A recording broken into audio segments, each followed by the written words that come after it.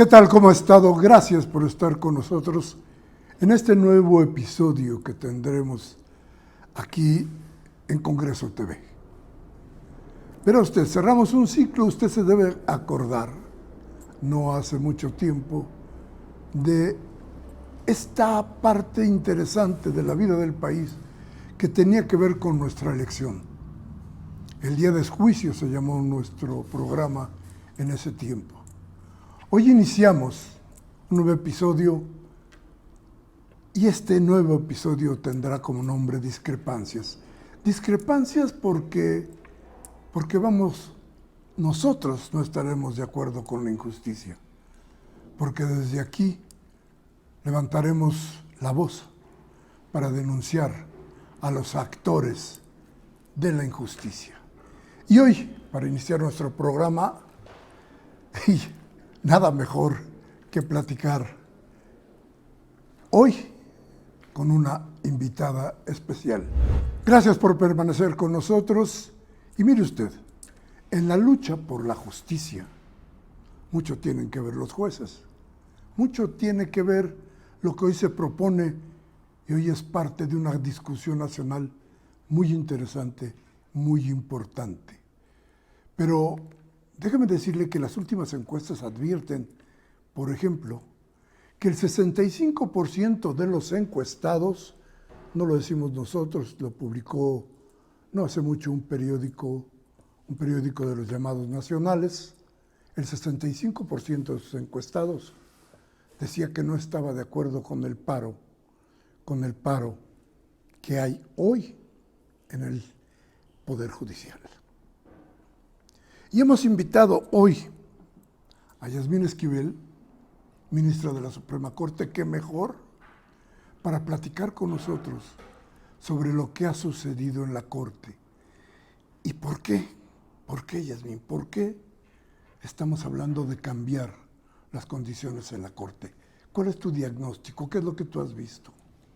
Pues lo cierto es, como se ha señalado en diferentes encuestas, o en todas las encuestas, que los mexicanos perciben a sus jueces lejanos, perciben que no hay justicia, perciben que la justicia es para aquellos que tienen recursos económicos para pagar un abogado, que tienen la posibilidad de una asesoría jurídica que puedan ellos contratar, pero no hay justicia para los que no tienen recursos para pagar un abogado, para los de menos ingreso o para aquellas personas que se encuentran alejadas en lugares donde no hay acceso a un juez, a un abogado de oficio o a una defensoría jurídica gratuita. En los núcleos de población o comunidades alejadas, pues tienen que tener primeramente recursos para poder transportarse al primer centro de población y buscar un abogado o un juez que le pueda asesorar. Entonces, hoy tenemos un problema grave de justicia en México y es un problema que justamente eso da origen a la reforma al Poder Judicial Federal. Un problema que todos advierten, que los jueces están lejos de los mexicanos, no están a su alcance y cuando tienen un problema difícilmente pueden ver al juez para tratar su planteamiento que tengan en disputa. Ese es uno de los graves problemas que tenemos y que da origen a la reforma al Poder Judicial que se está discutiendo ahora mismo en la Cámara de Senadores. ¿Qué tan peligroso sería para el país continuar la ruta que se había trazado o que está aún vigente en la Suprema Corte o en todo el sistema judicial del país? Bueno, el problema que tenemos es que no se ha hecho una autocrítica en el Poder Judicial Federal de cuáles son los problemas graves que tenemos, tanto en asuntos, por ejemplo, cuando presentan las quejas los ciudadanos en contra de jueces y magistrados, estas son eternas, pueden tardar hasta 10 años para que se pueda concretar una investigación y pueda inclusive la Corte revisarla en un recurso administrativo. Tardan hasta 10 años en tramitar una queja. Esto no es posible que cuando haya una inconformidad por parte de un ciudadano contra un juez se lleve a cabo todo este tiempo.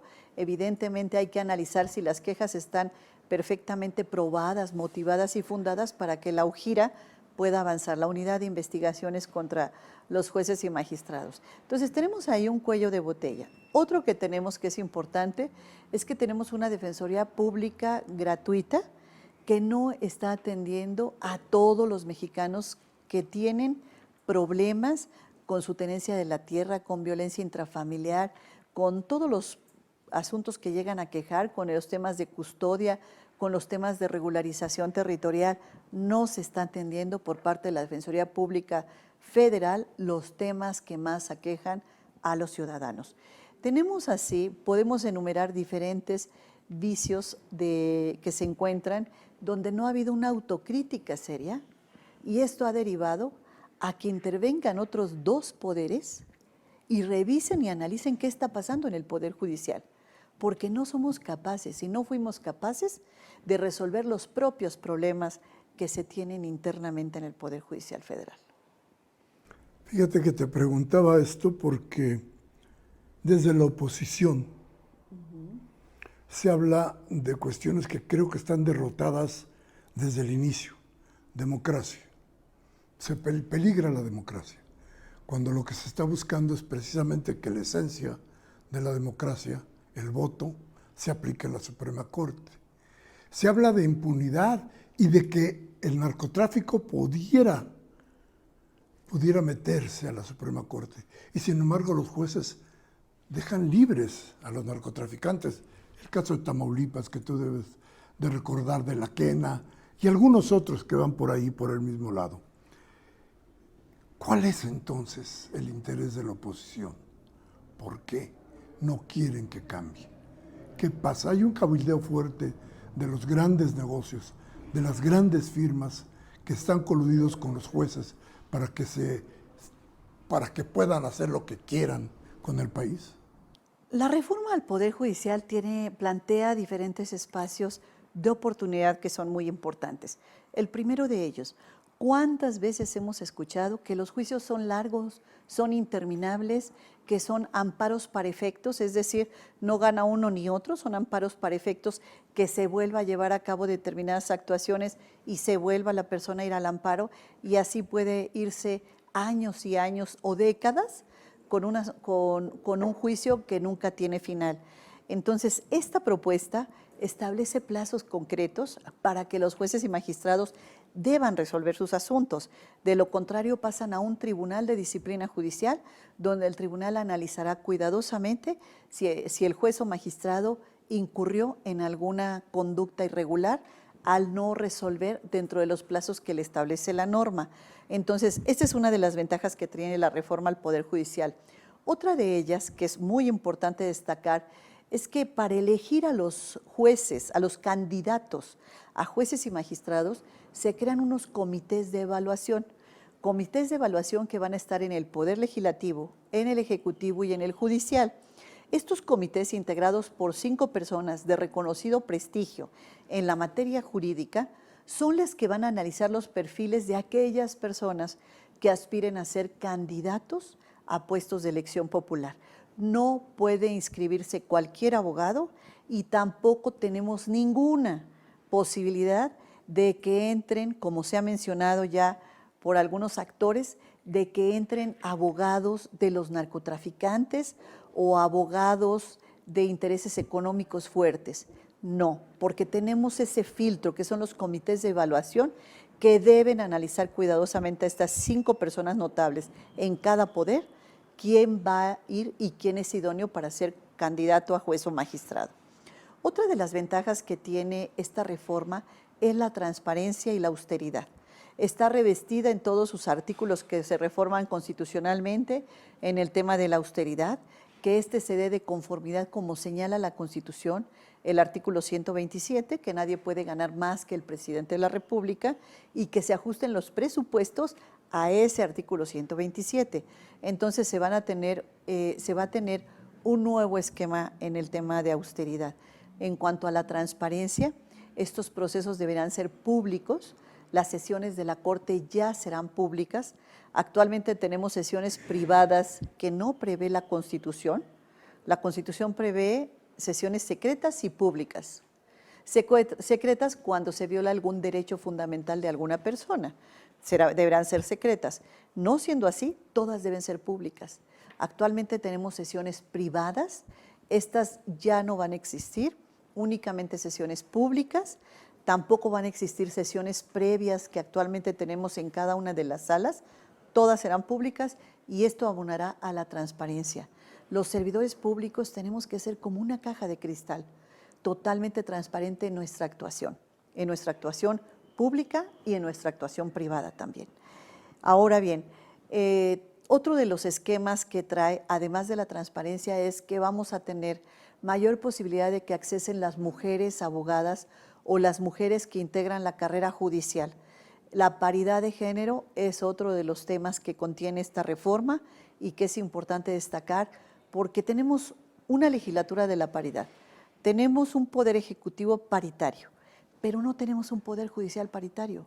Apenas llegamos al 25% la presencia de mujeres en las titularidades de jueces y magistrados, de juezas y magistradas. Entonces, tenemos hoy la posibilidad de que se incremente el número de mujeres con la presencia que permite esta reforma al Poder Judicial, que es la mitad o la mitad más uno de mujeres en todos los cargos de elección popular. También disminuye el tema de los ministros. El número de ministros se disminuye de 11 a 9.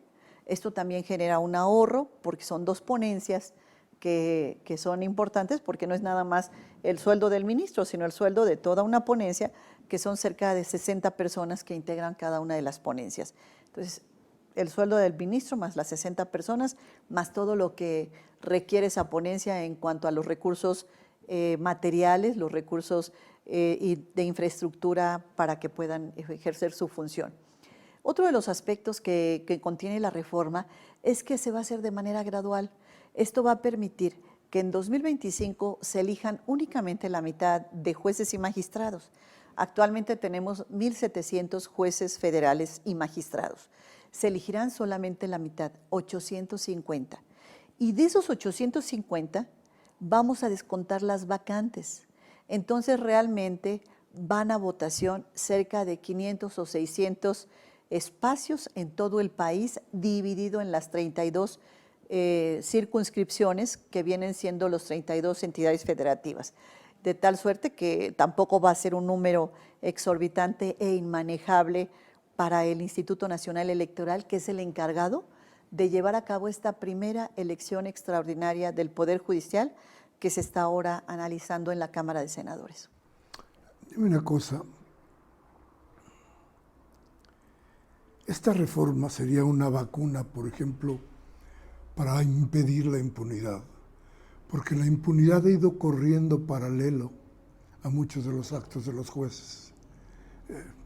Quiero pensar en algún empresario que no paga impuestos, quiero pensar en algún narco que sale libre, en fin, los ejemplos creo que están ahí y los conoce todo el mundo.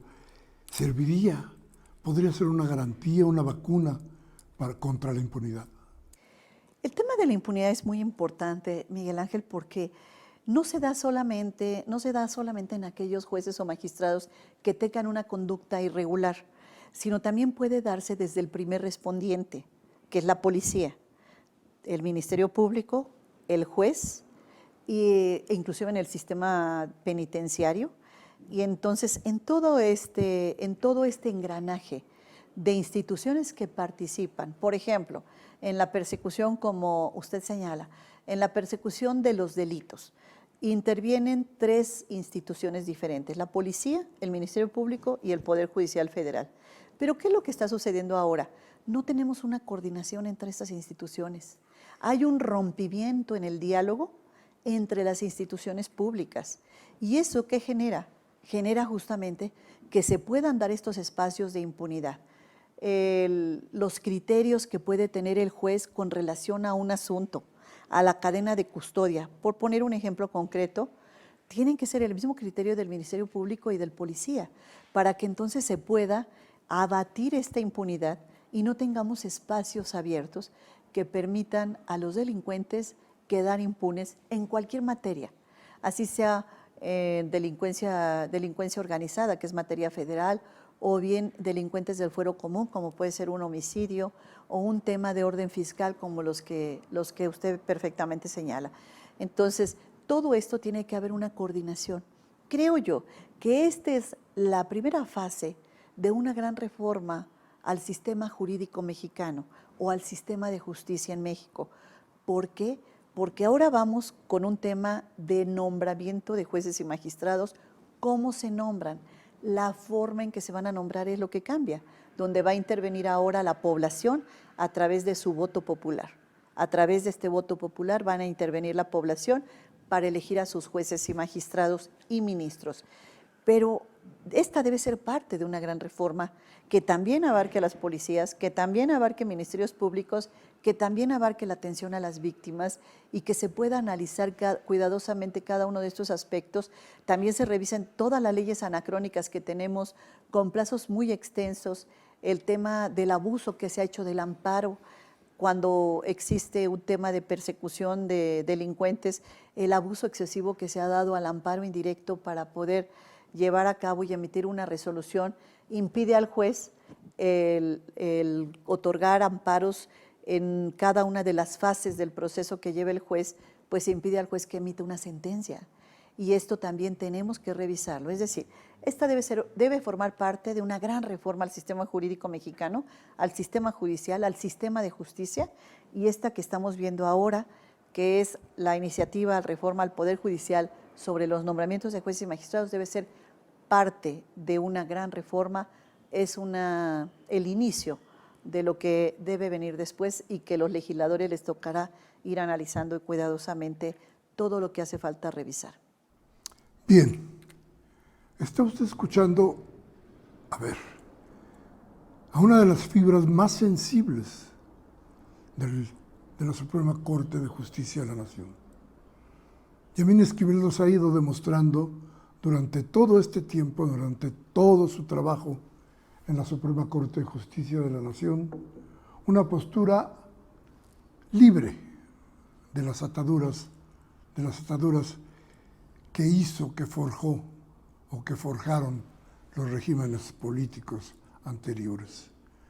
Por eso la invitamos aquí a Discrepancias y por eso le pido a usted que se quede con nosotros porque estamos empezando apenas esta entrevista.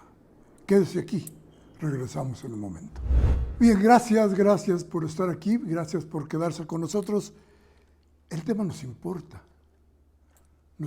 a todos, por más que la Suprema Corte de Justicia se haya convertido durante mucho tiempo en algo así como el Olimpo, en algo así como el monte donde los mortales no podían acceder.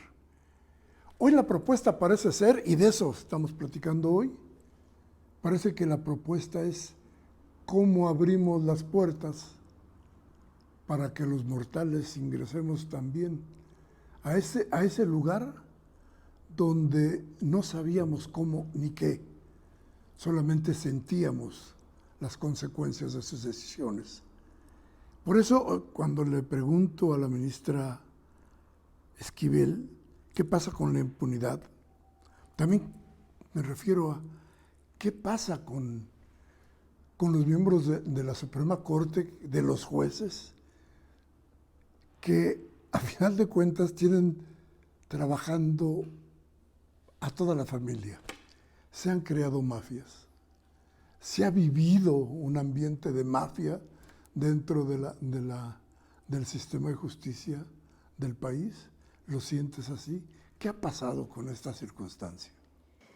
Bueno, en el Poder Judicial Federal, sin duda hay jueces y magistrados que tienen una carrera impecable, intachable, que han venido esforzándose año con año para poder obtener sus concursos de oposición y ganar los mismos. Sin duda alguna hay jueces y magistrados de una carrera intachable y muy conocedores del derecho.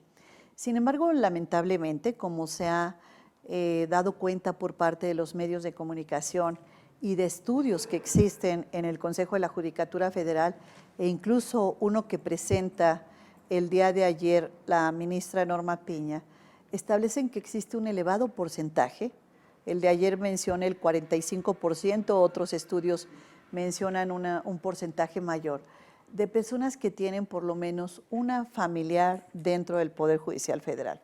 Pero hay personas que tienen hasta 11 o 12 personas de su familia trabajando en el Poder Judicial Federal.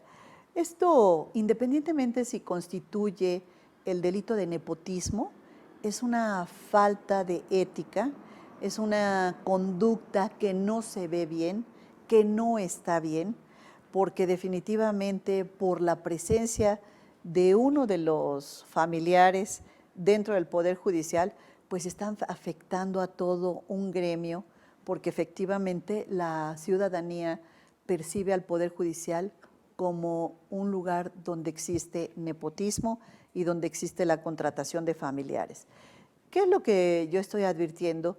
Que el Consejo de la Judicatura Federal, desde hace 4 años y medio, al inicio de la presidencia del anterior presidente de la Corte, Arturo Saldívar, inició con un procedimiento de redes familiares.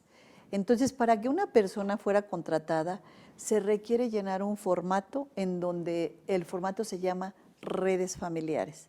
Entonces, existe ya un expediente donde, bajo protesta de decir verdad, el funcionario que va a ser contratado debe señalar si tiene familiares al interior del Poder Judicial Federal.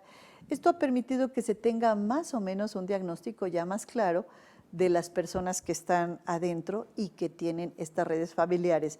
Y lo que se trata es ubicarlos en diferentes entidades federativas, lo que se llama circuitos en el Poder Judicial Federal, que son como las entidades federativas prácticamente en un 99.9% son iguales. Entonces se trata de ubicarlos en diferentes circuitos para que no exista estos conflictos o este tráfico de influencias entre un juzgado y otro o entre un magistrado y otro, se les separa de los circuitos. Pero creemos que esto no es suficiente, sino hay que hacer un análisis a fondo en donde se determine cuántos son, dónde están y cuáles son los niveles que tienen cada una de las personas que trabajan en el Poder Judicial Federal. Para eso existe el Consejo de la Judicatura Federal, un órgano integrado por 5 consejeros que preside también la presidenta de la Corte, que es Norma Piña, la ministra Norma Piña, preside el Consejo, preside la Suprema Corte de Justicia de la Nación, y este Consejo se encarga de analizar y de adscribir a las personas y a los más de 50 y tantos mil empleados, cerca de 55,000 empleados que tiene el Poder Judicial Federal. Entonces, en esa parte pues se ha hecho este trabajo, esta labor. Sin embargo, creo yo que no es suficiente, sino hacer una labor aún más exhaustiva para ver qué es lo que está sucediendo y no permitir que haya estos intercambios de favores que han permitido llegar a estas redes familiares.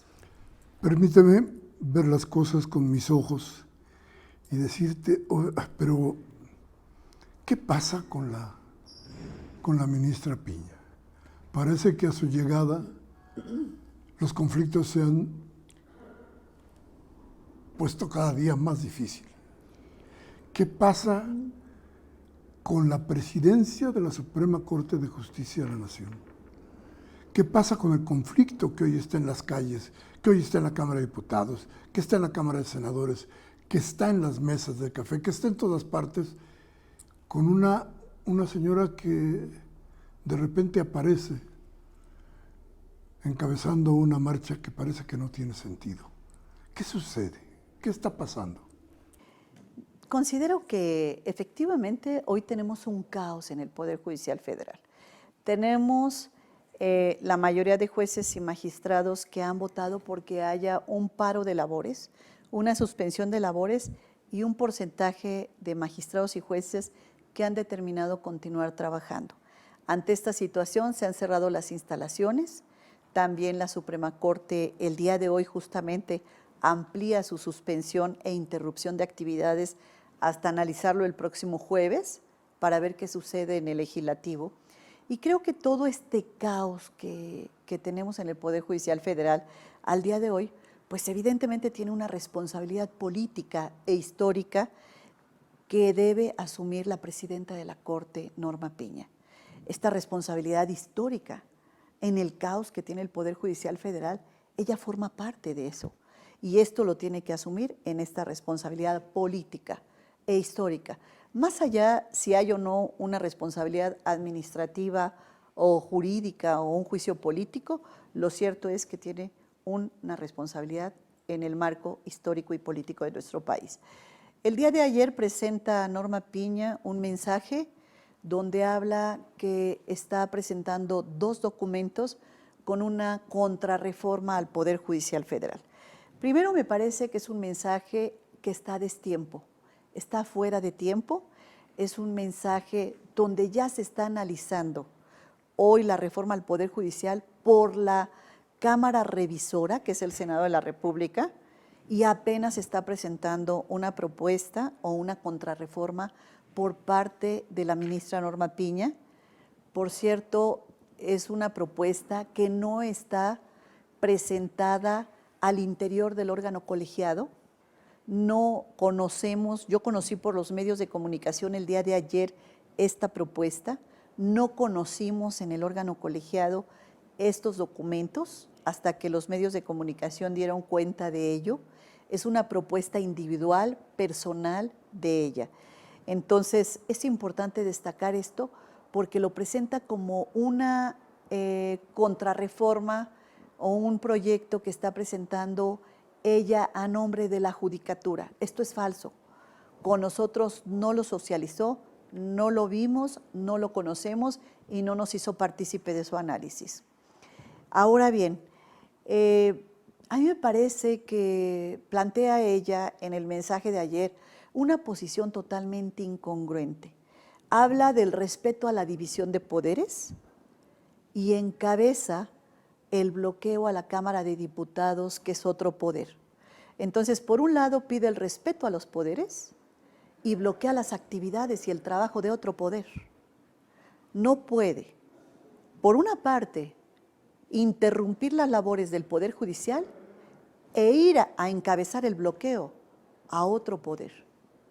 Entonces, es gravísimo, es una incongruencia total hablar del respeto entre poderes. Y lo más grave todavía, plantea que haya un diálogo, que se escuche a los actores políticos del país, que se escuche al Poder Judicial Federal, que el Legislativo escuche al Poder Judicial.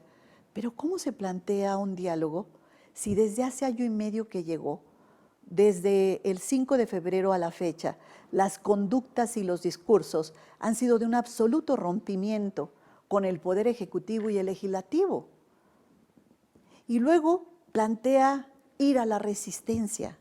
¿A una resistencia de qué? Está siendo ella la cara visible de la oposición, la cara visible y encabeza la oposición al gobierno y al Poder Legislativo, o por lo menos al grupo mayoritario del Poder Legislativo y al Ejecutivo, al plantear y encabezar una resistencia cuando un juez debe ser imparcial, cuando un juez debe tener 2 características esenciales, su imparcialidad y su prudencia. Y eso es de lo que ha estado ausente la ministra Norma. A ver, qué grave es lo que acabas de decirme, lo que nos acabas de decir. Entonces, a ver, como resultado de todo esto, ¿no podría seguir siendo la presidenta? ¿No podría seguir siendo juez? ¿Qué pasa? ¿Qué sucede? Es muy grave.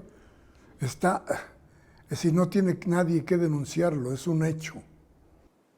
Pues todos hemos visto la actuación del día, la actuación que ha tenido a lo largo de año y medio, pero fundamentalmente la actuación de sábado y domingo, donde su presencia en la Cámara de Diputados plantea encabezar una resistencia en contra de los otros 2 poderes e impedir trabajar el poder legislativo, la Cámara de Diputados. Y luego el mensaje que da es un mensaje totalmente incongruente, fuera de tiempo, llamando a una resistencia, encabezando una posición como si fuera opositora. Esto nos parece que es gravísimo en la figura del más alto tribunal del país. Creo que esto obedece, pues independientemente de todo, si pueda o no continuar al frente del Poder Judicial Federal, lo que es cierto es que no existe una visión política por parte de la presidenta de la Corte, no hay una estrategia, no hay un proyecto, no tenemos una ruta en función de cuáles son estos planteamientos que se hacen. Y los tumbos que se han venido dando no tienen una ruta hacia dónde llegar. Por eso es en este espacio, es como yo comento esto, que este diálogo que hoy pide Norma Piña, pues no lo tiene ni siquiera al interior del órgano colegiado. El 29 de junio dio una entrevista a un medio de comunicación en el cual señala que tiene meses trabajando en un proyecto de reforma al Poder Judicial Federal que planteará a los poderes ejecutivo y legislativo. Ese proyecto, lo plantea el 29 de junio, dice que lo va a consensar con sus pares, que somos nosotros. No consensó nada, no presentó nada y no tenemos ningún proyecto, después de que desde junio dijo que tenía trabajando meses en él, y apenas el día de ayer, que estuvimos a 8 de septiembre, presenta después de 8 meses que el señor presidente Andrés Manuel López Obrador planteó la iniciativa, después de 8 meses plantea una contrarreforma individual, personal, que solo ella conoce. Más bien era una trampa para ganar tiempo, ¿no te parece? Bueno, pues me parece que es una mala estrategia política que ha dado el resultado que hoy tenemos, que es un caos donde ¿quién sale afectado? La ciudadanía, los mexicanos. Hay 450,000 expedientes en trámite que no se les da curso al día de hoy, Miguel Ángel. 450,000 expedientes esperando si los jueces y magistrados levantan el paro. Ahora, ¿van a ir a paro? Bueno, pues entonces, por lo menos lo menos que debemos hacer los ministros, si se van a suspender actividades, pues es no cobrar, sería lo correcto, porque lo que es ilegal es que nos estén pagando un sueldo por una actividad que no estamos desarrollando, que no estamos desempeñando, que estamos en suspensión de actividades, pero sí estamos recibiendo el sueldo. Entonces, eso me parece que no tiene ninguna lógica. En cualquier huelga, uno de los temas es la suspensión del sueldo. En huelga de trabajadores sindicalizados, de confianza no existe. Nosotros somos personal de confianza, estamos en suspensión de actividades y teniendo una remuneración que no debemos tener, porque no estamos trabajando, no estamos devengando el sueldo y eso puede traer responsabilidades administrativas sin duda alguna. Bien, esto que está usted escuchando es una realidad que pocas veces está frente a nosotros. Pocas veces podemos oír a alguien hablar con la franqueza que hoy la ministra Esquivel nos está mostrando. De ustedes el juicio, desde luego, de nosotros la discrepancia. Vamos a un corte, regresamos en un momento. Gracias por continuar aquí en Discrepancias. Y yo creo que, como yo, usted estará sorprendido de algo que no sabíamos y de algo que se supone que tendría que estar muy cercano a nosotros. Nada más y nada menos que el organismo que debería darnos orgullo tener. Y sin embargo, hoy, nos dice la ministra Esquivel, es un caos. Hoy, ese organismo, ese que nos lleva a justicia, parece que no existe, que es alguna otra cosa. Dice el presidente López Obrador, está podrido. ¿Así lo sientes? Pues el Poder Judicial es perfectible en todas sus facetas, tanto en el Poder Judicial Federal como en los poderes judiciales locales. Existen espacios de oportunidad, no es posible que tengamos a veces filas interminables para que puedan llegar al elevador del edificio donde está el juzgado. Llegan la persona después de varias horas al juzgado y en el juzgado le dicen que no salió su acuerdo, que no están sus copias fotostáticas, que no se ha determinado su sentencia, que no se sabe si le van a dar la pensión alimenticia o si va a recuperar su vivienda de Infonavit o una vivienda que no sea de Infonavit. En fin, todos los problemas que aquejan, que en la Ciudad de México a nivel local deben ser arriba de 500,000 asuntos al año y a nivel federal en todo el país cerca de 2 millones de asuntos. Entonces, todas las personas interesadas en todo esto, no es posible que tengamos esas filas interminables hoy, 2024, en pleno siglo XXI, y todavía tengamos ese tipo de deficiencias. Los medios digitales no han sido explotados de una manera suficiente para que puedan accesar las personas a estos medios digitales y puedan evitarse esas filas que empiezan a las 4 de la mañana en juzgados de la Ciudad de México, o a nivel federal también tenemos bastante afluencia en los juzgados y en los tribunales, fundamentalmente también en los juzgados penales a nivel federal. Entonces, todo esto que se está viendo, creo que son todos los espacios que tienen hoy los legisladores que analizar, que revisar y que plantear en futuras propuestas legales y constitucionales. Todo esto lo tenemos que analizar. Creo que esto es una sacudida muy fuerte al Poder Judicial Federal, esta reforma, que por cierto, hablando de los trabajadores del Poder Judicial, es importante destacar en este programa que los derechos laborales de los más de 50,000 trabajadores que tiene el Poder Judicial Federal están protegidos. Están protegidos porque así lo marca la reforma al Poder Judicial, se van a respetar todos los derechos que establecen en las leyes y en condiciones generales de trabajo en esta reforma al Poder Judicial que se da por parte del presidente Andrés Manuel López Obrador y que se está discutiendo hoy en el Senado, plantea en su 10º transitorio que se respeten los derechos laborales. Y es importante destacarlo porque considero que muchos de los trabajadores no han leído la reforma para que vea el alcance de esta sobre su vida personal en la parte profesional y laboral. No lo han revisado cuidadosamente. Se establece, por una parte, el respeto a estos derechos laborales, pero también de las condiciones generales de trabajo. Estas condiciones generales de trabajo se elevan a rango constitucional al establecerse en el transitorio de la reforma. Y algo que también quiero destacar es que en su análisis la Cámara de Diputados hizo 2 reservas importantes, una y que fue aprobada por la Cámara de Diputados y que se envía en la minuta que llegó a la Cámara de Senadores. Una de las reservas es que aquellos jueces federales o magistrados que no desean participar en la próxima elección que se va a llevar a cabo el primer domingo de 2025, podrán tener derecho a una liquidación a 3 meses más 20 días por año, que normalmente un trabajador de confianza no tiene. Ya se le va a dar posibilidad, si él dice yo declino participar en la elección popular, tiene derecho a esta liquidación, si no es que ha llegado a los 65 años, que es la edad de retiro. Si llega a los 65 años ya puede retirarse y solicitar su haber de retiro, su pensión complementaria, se llama pensión complementaria.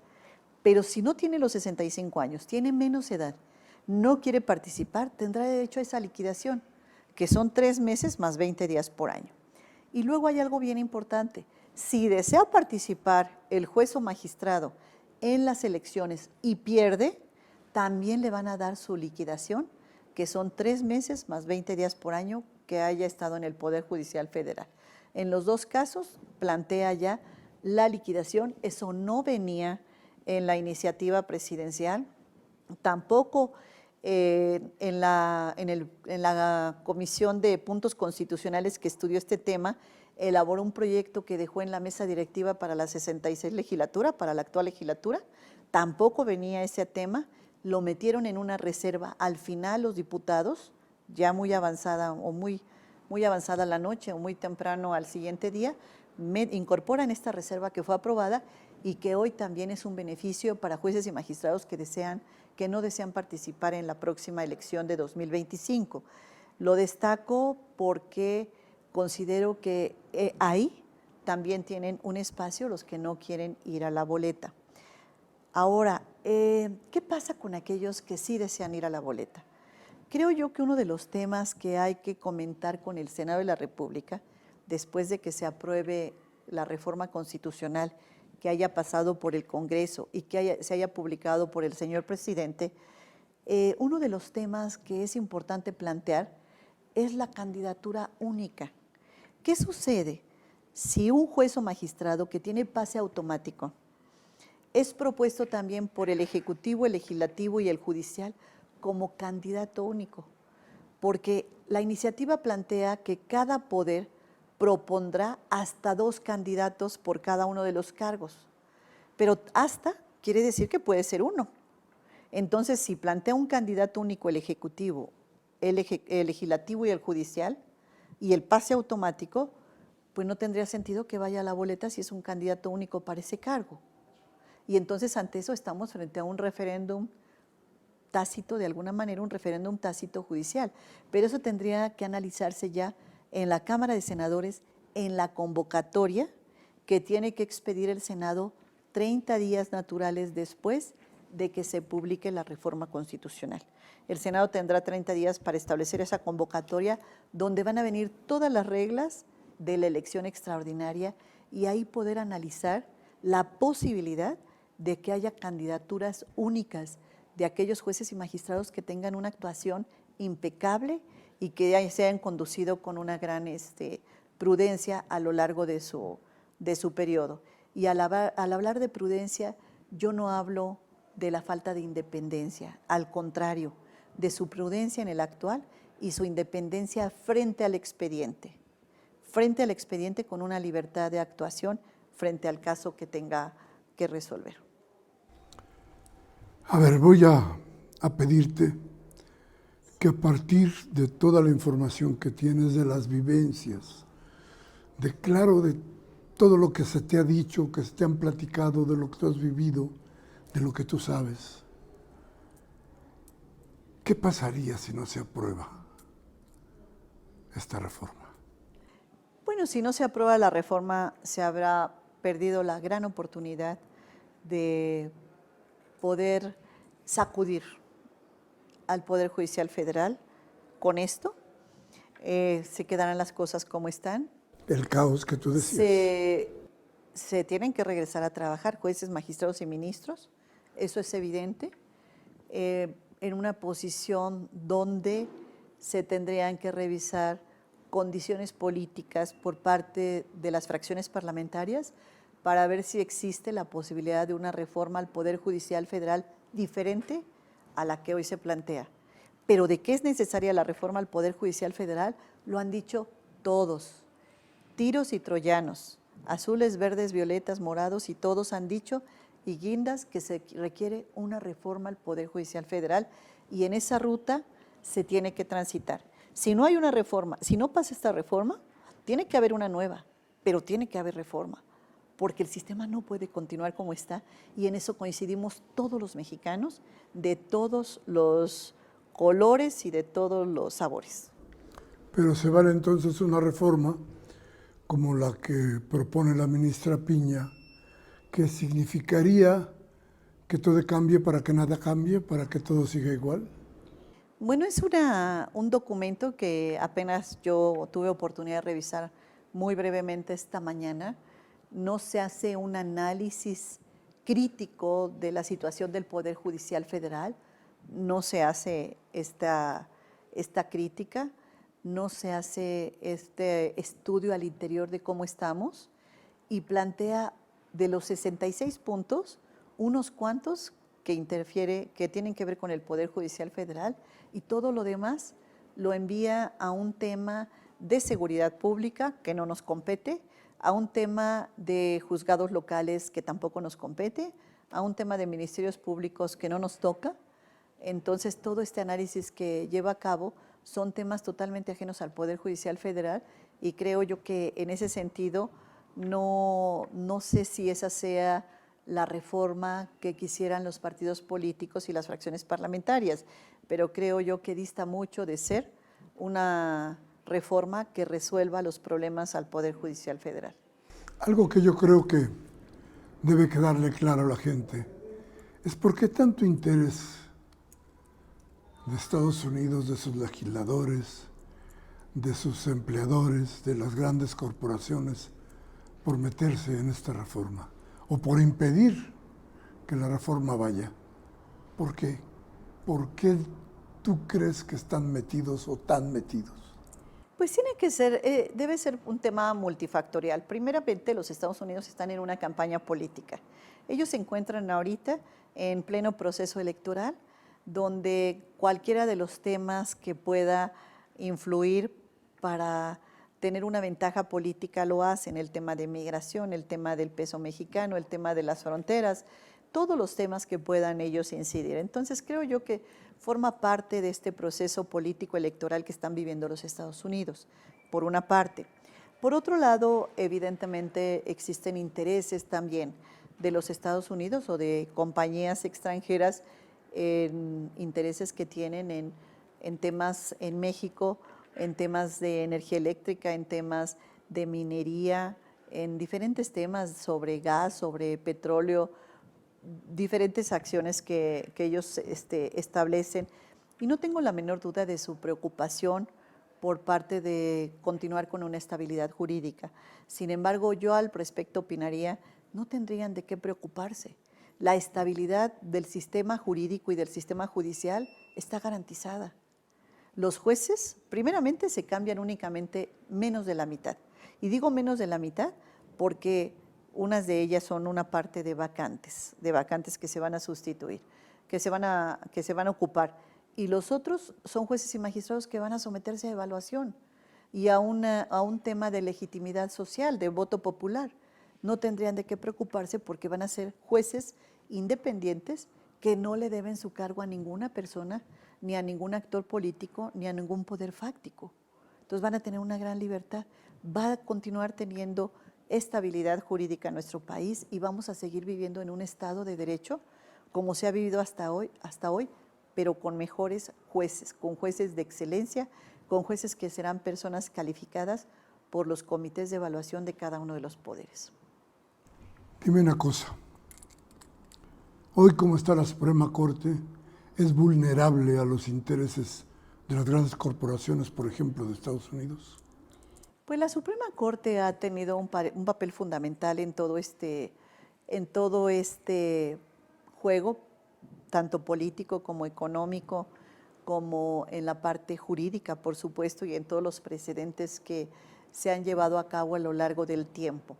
La Corte, en este papel fundamental que juega frente a estos temas, hoy en la actualidad yo veo una Suprema Corte dividida, veo una Suprema Corte que está trabajando en bloques, veo una Suprema Corte donde en ocasiones son 4 los que toman las decisiones o 6, 4 o 6, dependiendo qué decisión, y entonces esta pulverización pues trae un ambiente difícil, un ambiente enrarecido, un ambiente hostil, un ambiente que no es el ambiente como cuando yo llegué a la Suprema Corte de Justicia, por lo menos era un ambiente de una gran armonía y de respeto fundamentalmente. Hoy ya no es así, hoy las cosas son muy, muy difíciles y complicadas al interior del órgano colegiado.